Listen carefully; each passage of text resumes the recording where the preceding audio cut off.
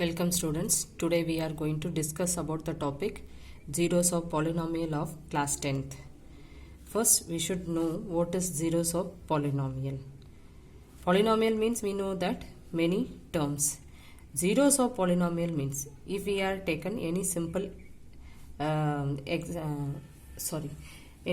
expression, suppose x minus 4, we have to make this expression as 0. So x minus 4 equals to 0 means we will get x is equals to 4. Directly we can get x is, if we apply the value 4 here, we will make this expression as 0. This is simple equation we have learned in class 7th. The same manner, suppose I have taken one more example. 2x minus 4 equals to y. This is one of the simple expression. We can give many solution for this expression. We can give many, suppose let x is equals to 0, then y is equals to 2 into 0 means y is equals to minus 4.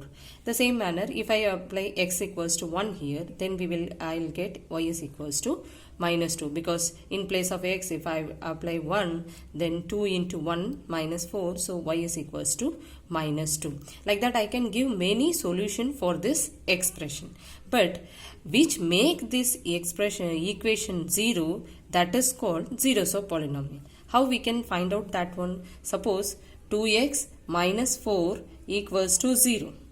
So if I find the x value here, this x equals to 2. So x equals to 2, if I apply it here, then I will get this expression as 0. So which makes that expression or equation as 0 is called zeros of polynomial. Suppose we are representing this one in a geometrical manner. For example, I have taken here one of the expression y is equals to 3x plus 4. If I find the solution last question, x equals to 0 means y value become 4.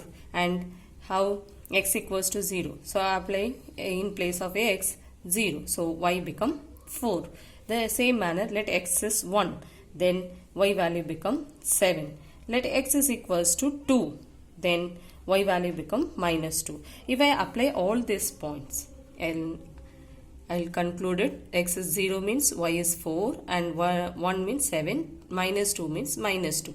If I locate these all point in graph, what I will get? I will get the straight line. So this is for simple linear polynomial. Suppose if I take the quadratic one. Quadratic one means what I will get? So here I had taken one example, quadratic one.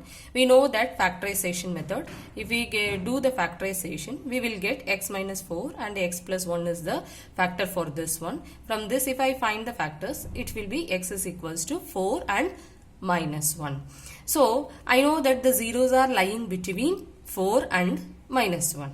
So suppose I am applying by the 9th standard method. If I apply x equals to minus 3, I will get minus 4. Like that, if I by assumption, if I apply the value, I will get many solutions like this.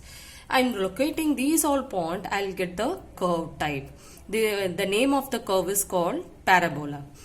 So like that I can find many solution for the quadratic polynomial also. If I take the cubic polynomial, for example, if I take, suppose I taken the cubic polynomial, y is equals to x cube minus x squared. Like that, one of the cubic polynomial if I take, so I will get x squared as common out, remaining is x minus 1. So x squared is equals to 0, that way 1. Another one is x minus 1 is equals to 0. So if x squared is 0, so x is equals to 0, 1. And x minus 1 is 0 means x is equals to 1. So 0, 0 and 1 are the 3 zeros for this polynomial. So what is mean by zeros of polynomial? If I apply this value in this expression, I will get completely this equation 0. So if I apply this value all, I will not get 0 like that. So exactly any one value of this expression makes the 0. That is called zeros of polynomial. So it has, from this I can conclude it, 3 type of cases it arises. Case 1 is that I will get number of zeros are distinct. 2 different zeros I can get in quadratic polynomial. If I get 2 zeros are same also, like here I got it. Na? X, suppose if I take the quadratic polynomial x squared minus 1 equals to 0 means x is equals to plus or minus 1. So x equals to plus 1 and minus 1. These two zeros are same also, only sign is different. This way I can get. And otherwise I will not get any of the zeros. Right? So these three cases only it arises. Whether number of zeros are distinct means the parabola can be in the upward direction or the downward direction, or it will not touch any of the, it may come in the positive side or it may come in the negative side. These four cases is the possible.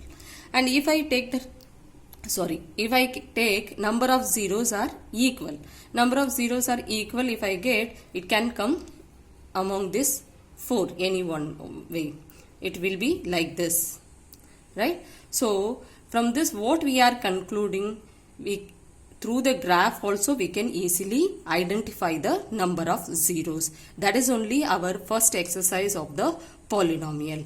Let me recollect these all and we will solve the exercise number 1. And